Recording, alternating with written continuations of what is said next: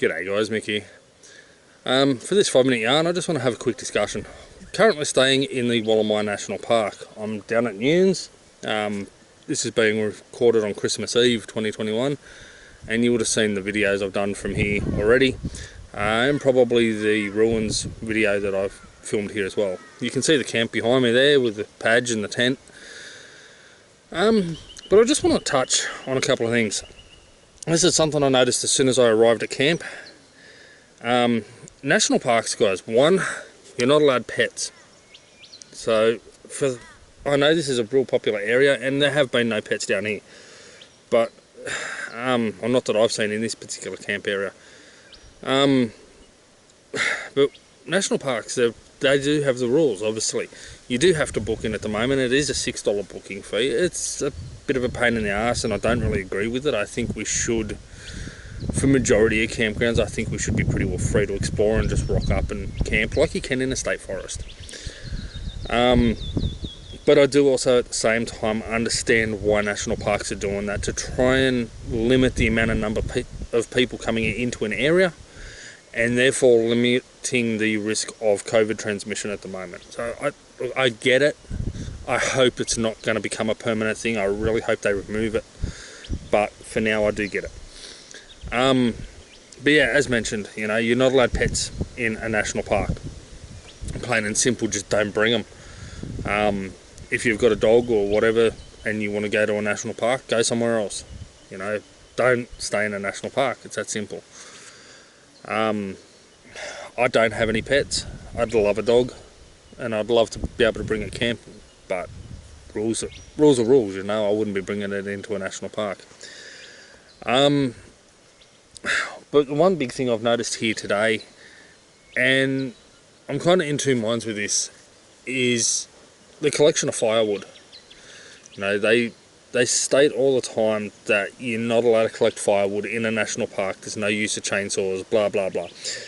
I kind of get the use of chainsaws. They've also stated here that you're not allowed to use generators, so I kind of get the idea of that. They're trying to keep these areas as pristine and as natural as possible.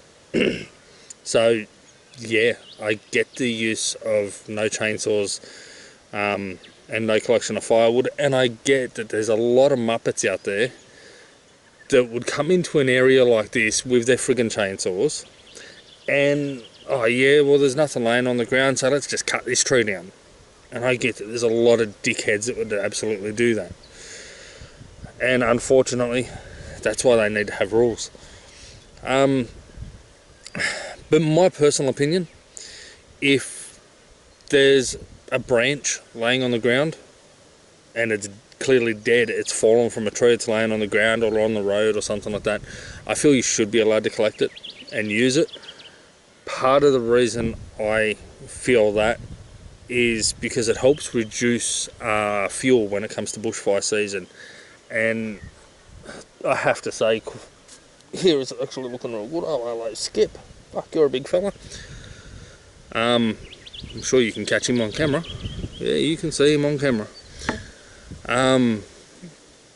Yeah, I don't know how heavily impacted this particular area was for the 2019-2020 fires, but we've all seen how devastating they were, and when you come up over the Blue Mountains and you see that, I really see how devastating those fires are. There's 2 years on and there's still some massive areas there that are completely and utterly barren.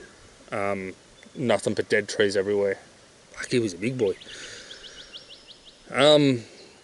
So I think the collection of firewood off the ground at least is a really good thing. But again, you know, national parks have put it in as a rule that you're not allowed to. So if you come into a national park, don't do it. Because, you know, it's just little things like that, unfortunately, that are going to end up getting these areas closed and gated off for us. And I know even at our campsite there was firewood laying on the ground, and I guarantee it wasn't brought in. There's another fire pit just up to my left, and again there's branches and everything laying around next to that, which again I'm sure were not brought in here. They appear to be from the local trees. So yeah, it is little things like that. that will eventually get us all locked out. Camp in designated areas if there are some. If there's a fire pit, use it. If this is something that did actually get me with our camp, there's quite a large fire pit right near a picnic table like I'm sitting on right now.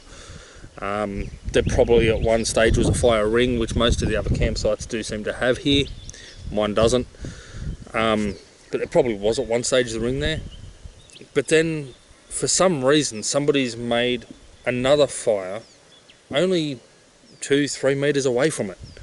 You know, you've got a perfectly good fire pit there, or fire, like a burnt section of ground where they've clearly been campfires.